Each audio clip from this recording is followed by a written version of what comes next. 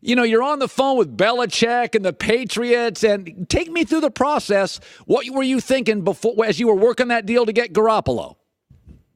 Well, it's something that we had worked on during the offseason for about 30 seconds when I called Bill and he quickly shut me down and it wasn't an option. And so we had really moved on and we were watching CJ Beathard and we were pleased with the way he was developing and pleased with the way our team was developing despite, losing a bunch of close games. And we felt like we were making progress though. And then all of a sudden the opportunity became available.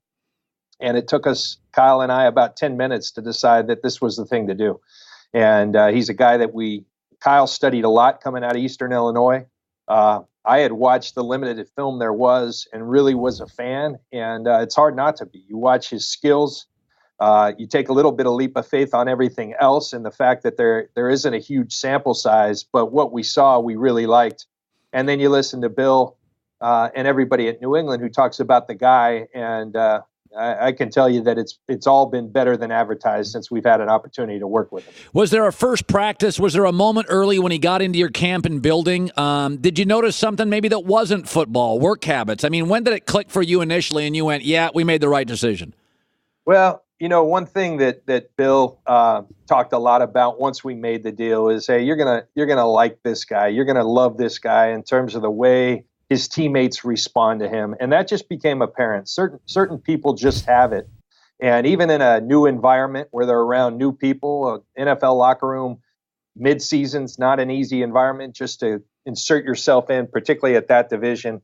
And the ease with which he did that and the way his teammates accepted him right away, I think it speaks volume to the type of guy and the type of leader that he is, and that showed right away. John, listen, you got Russell Wilson in that division. You have Sean McVay and Jared Goff. Is part of this you looking around the NFC as a GM and thinking, you got Carson Wentz and you got Rodgers and Russell. Now in my division, I've got Goff.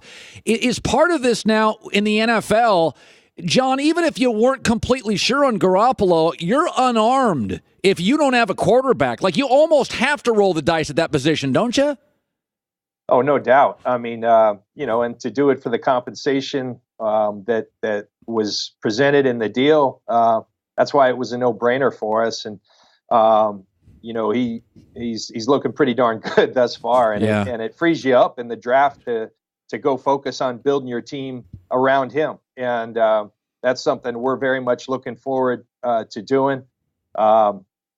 Absolutely, that is the position in this league. And I think we talk about it all the time, but now we've lived it. And you see how when a guy comes in at that position and plays at a high level, I really feel like the rest of our team was getting better. We played a lot of rookies early on. Yeah. We've been injured a lot, but a guy like that comes in at this position and his play just kind of elevated everyone else's play. And we've been watching that and enjoying that ride.